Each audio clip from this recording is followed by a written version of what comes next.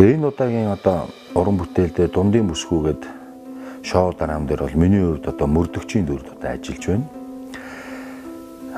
Тийм болохоор одоо юу гэдэг үзэгчд мөрдөгч хоёр нэг тал болж одоо ингэж ажиллана гэдэг дээрээ бас одоо бас үзэгчдэд сонирхолтой болж магадгүй гэдэг үүднээс би бас энэ мөрдөгчийн дүр дээр бас илүү ажиллах хүсэл эрмэлзэлтэй их сонирхолтой ажиллаж байгаа.